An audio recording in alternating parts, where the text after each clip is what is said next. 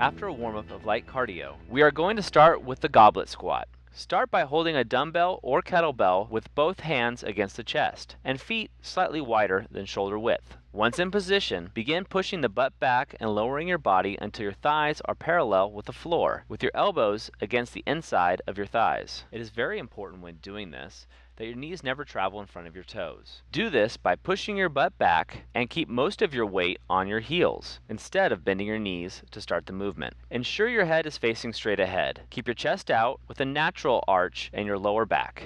Also, keep your core tight throughout the movement. The goblet squat is one of the best exercises for leg muscle and strength development. For our next exercise, we'll be doing the dumbbell step up. You'll need a pair of dumbbells and a bench or box to step up on that is approximately knee height. Higher boxes may be used by more advanced athletes under supervision. To begin this exercise, hold the dumbbells at arm's length at your side and start about 6 inches away from the bench. First, with your right foot, step up on the bench and extend your legs straight at the top, bringing your left foot along for the ride. Pause at the top and then return to the starting position with both feet on the ground. Switch and begin with the left foot. Keep your core tight while performing this exercise and squeeze your butt on the way up to activate your glute muscles. Next, we'll move on to one of my favorites, the dumbbell lunge. For this exercise, you will start with the same pair of dumbbells that you used for the step up. Hold the dumbbells by your side at arm's length. From the starting position of both feet together, take a large step forward and drop down so that your back knee comes just short of touching the ground. In this position, just like in the squat, it is important that your front thigh is parallel to the ground and that your knees don't travel in front of your toes. Next, bring the foot you step forward with back and perform the next lunge with the opposite foot, alternating until you have completed all of your reps. With this, your glutes will be your prime mover, along with your quads and hamstrings. This exercise develops all of your leg muscles at once.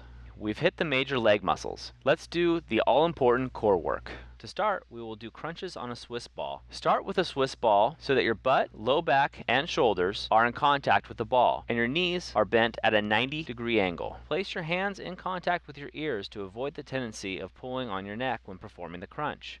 This way, you'll save your neck. To begin the movement, contract your abs as hard as you can as you raise your shoulders off the ball, making sure you keep your neck and spine in alignment. Exhale forcefully on the way up and then reverse the movement as you inhale on the way down. We've worked the abdominals. It is now time to work the often neglected lower back muscles with some back extensions. This exercise is done on a Swiss ball. Lay face down with your lower abdominals, groin, and upper thighs on a Swiss ball and your feet anchored. Next, allow yourself to bend forward at the waist as much as possible before reversing the movement and extending the back until your body forms a straight line from heel to head. That completes our lower body core workout.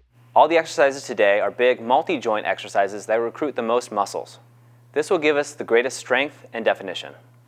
Before beginning your workout, it is important to warm up your core temperature by doing about 5 to 10 minutes of light cardio.